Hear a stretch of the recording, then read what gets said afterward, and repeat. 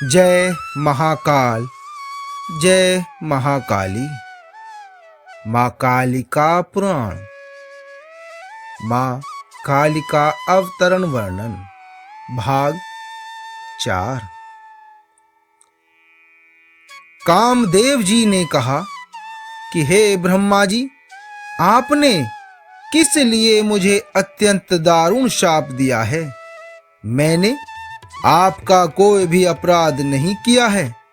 हे लोकों के स्वामी, आप तो न्याय मार्ग का अनुसरण करने वाले हैं। हे विभो, मैं जो करता हूँ वह सभी आपके ही द्वारा कहा हुआ करता है।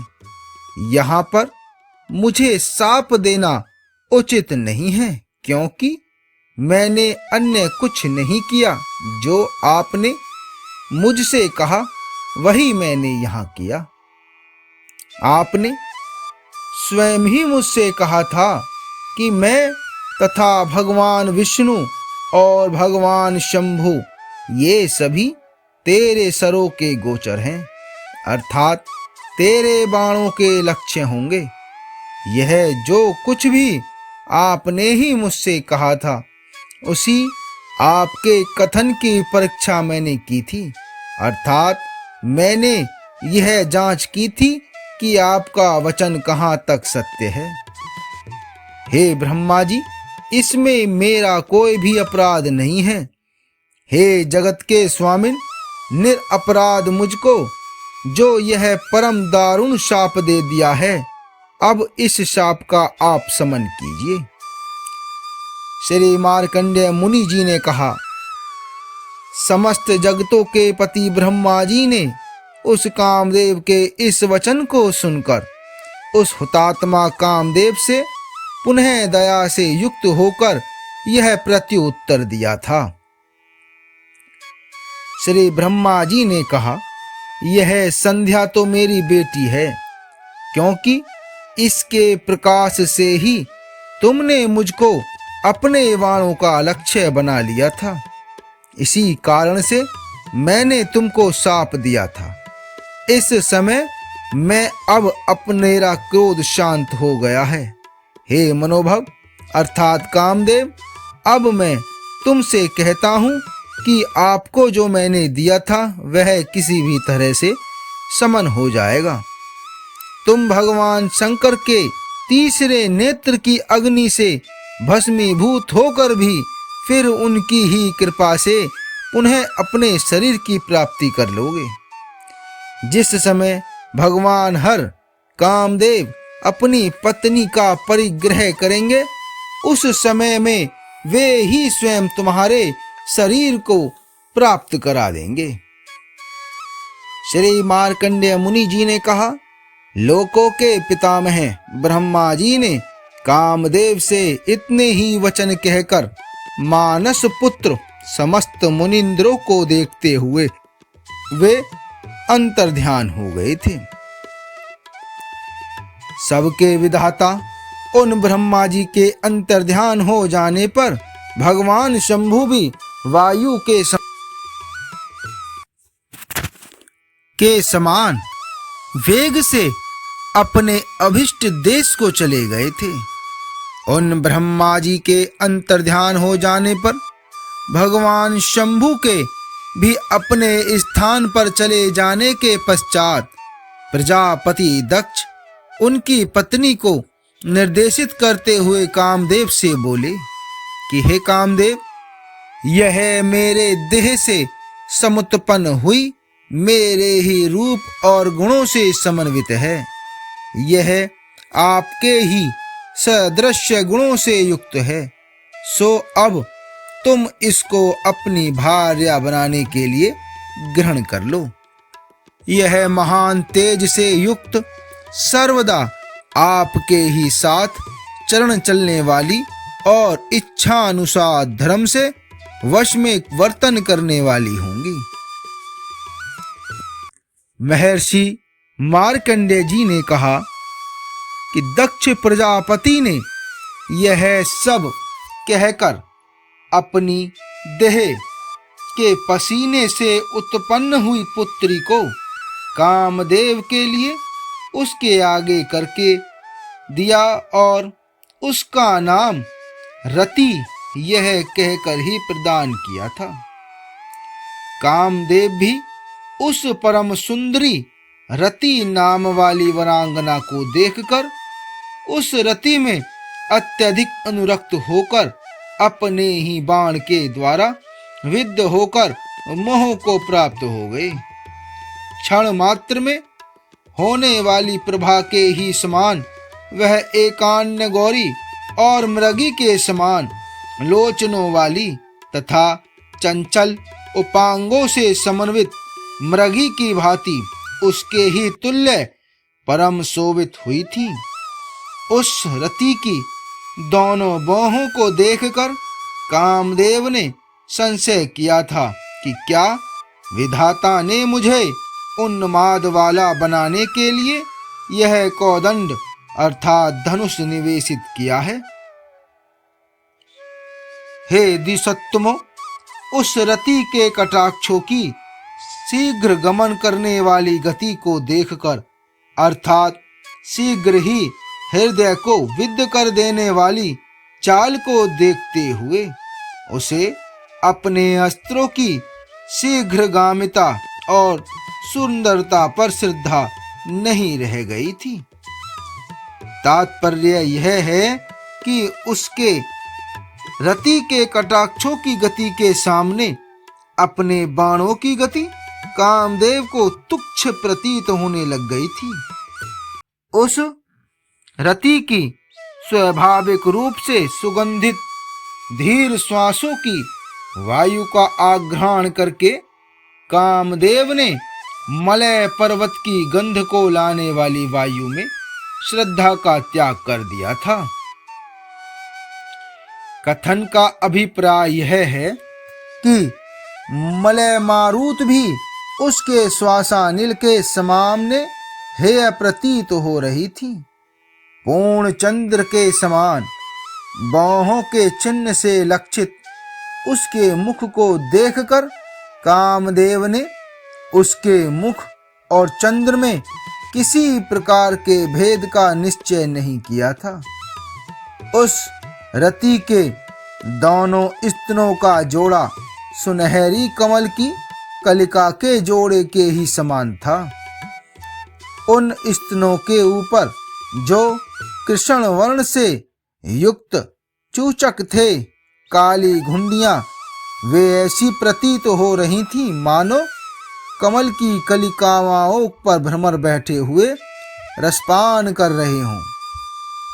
अत्यंत दृढ़, कठोर, पीन, स्थूल और उन्नत स्तनों के मध्य भाग से नीचे की ओर जाती हुई नाभि पर्यंत रहने वाली तन्वी, सुंदर, आयत और शुभ रसों की पंक्ति को कामदेव ने भ्रमरों की पंक्ति से संभृत संयुक्त पुष्प धनुष की जया डोरी को भी विस्मृत कर दिया, क्योंकि उसका ग्रहण करके इसको ही देखता है। पुनः उसके ही सुंदर स्वरूप का वर्णन करते हुए कहते हैं कि उसकी गंभीर नाभि के रंध्र छिद्र के अंदर चारों ओर त्वचा से वह आवृत थी। उसके मुख पर कमल पर जो दो नेत्रों का जोड़ा था वह ऐसे प्रतीत होता था मानो थोड़ी लालिमाओं से युक्त कमल हो। हे द्विज श्रेष्ठो, जिसका मध्य भाग क्षीण था, ऐसे शरीर से वह रति निसर्ग अष्टपद की प्रभा वाली थी। उसको कामदेव ने रत्नों द्वारा विरचित वेदी के ही समान देखा था। उसके उर्वों का युगल अत्यंत कोमल और कदली के स्तंभ के समान आयत एवं स्निग्ध चिकना था।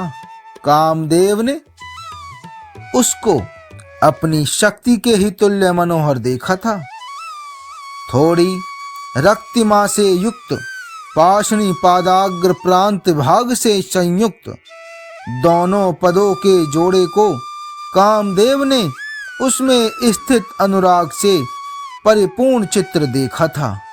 उस रति के दोनों हाथों को, जो ढाक के पुष्पों के समान लाल नाखूनों से युक्त थे, और परम सूक्ष्म सुव्रत अंगुलियों को परम मनोहर देखा था।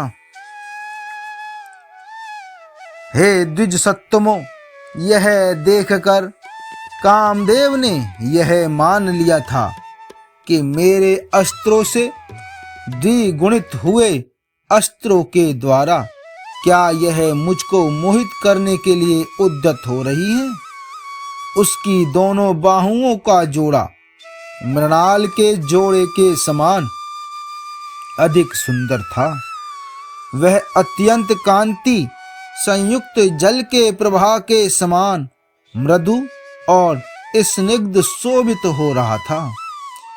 उसका केशों का पाश अत्यधिक मनोहर नील वर्ण वाले मेघ के सदृश था, और कामदेव का प्रिय वह चमड़ी गांव के पूंछ के बालों के भार के समान प्रतीत होता है। उस अत्यधिक मनोहर रति देवी का काम अवलोकन करके विकसित लोचनों वाला हो गया था। उसी रति की विशेष स्वरूप शोभा का वर्णन करते हुए कहते हैं कि वह रति देवी उप की कांति रूपी जल ओघ समूह से संपूर्ण थी। वह अपने कुचों के मुख कमल की कालिका वाली थी, पद्म के सदृश मुख से समन्वित थी, सुंदर बाहु रूपी मृगालीस चंद्र की कला से संयुक्त थी। यह रति देवी दोनों बाहों के युग्म के विभ्रमों के समूह से तनुर्मियों से परिराजित थी। वह कटाक्ष पात रूपी भ्रमरों को समुदाय वाली थी। वह नेत्र रूपी नील कमलों से समन्वित थी। वह शरीर की रोमावली के शैवाल से युक्त थी। वह मन रूपी द्रुमों के विषातन करने वाली थी। वह रति गंभीर नाभि रूपी हृदय से युक्त थी। वह दक्ष रूपी हिमालय गिरी से समुत्पन्न हुई गंगा की भांति महादेव की तरह उत्फुल्ल लोचन थी। उस समय में मोद के भार से युक्त आनन वाले कामदेव ने विधाता के द्वारा दिए हुए सुदारुण शाप को भूलकर प्रजापति दक्ष से कहा था। कामदेव ने कहा कि हे विभो, भली भांति परमाधिक स्वरूप लावण्य से समन्वित इस सहचारणी के द्वारा मैं भगवान शंभु को मोहित करने की क्रिया में समर्थ हो सकूंगा। फिर अन्य जंतुओं से क्या प्रयोजन है। हे अनग अर्थात पिष्पाप, जहां जहां पर मेरे द्वारा धनुष का लक्ष्य किया जाता है, वहीं वहीं पर इसके द्वारा भी रमण नामक माया से चेष्टा की जाएगी। जिस समय में मैं देवों के आलया अर्थात स्वर्ग में जाता हूँ अथवा पृथ्वी या रसातल में गमन किया करता हूँ, उसी समय में यह भी सर्वदा चारुहास वाली हो जाया करेंगी।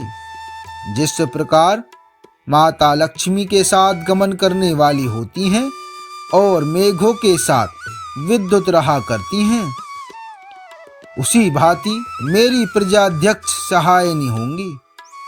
मार्कंडेय मुनि जी ने कहा, कामदेव के इस रीति से यह कहकर रति देवी को बहुत ही उत्सुकता के सहित होकर ग्रहण किया था। जिस प्रकार से सागर से समुत्थित उत्तमा लक्ष्मी को भगवान ऋषिकेश ने ग्रहण कर लिया था, भिन्न पीत प्रभाव वाला कामदेव उस रति के साथ शोभित हुआ था। जिस प्रकार से संध्या के समय में मनोहर सौदामनी के साथ मेघ की शोभा हुआ करती है, इस रीति से बहुत ही अधिक मोद से युक्त रति के पति कामदेव ने उस रति को अपने हृदय में विद्या को योगदर्शी के ही समान परिग्रहण किया था। रति ने भी परम श्रेष्ठ पति को प्राप्त करके परमाधिक संतोष को प्राप्त किया था, अर्थात अत्यंत संतुष्ट हो गई थी। जैसे कमल से समुत्पन्ना पूर्ण चंद्र के समान मुख वाली लक्ष्मी भगवान श्री हरि को प्राप्त करके संतुष्ट हो गई थी। जय महाकाली।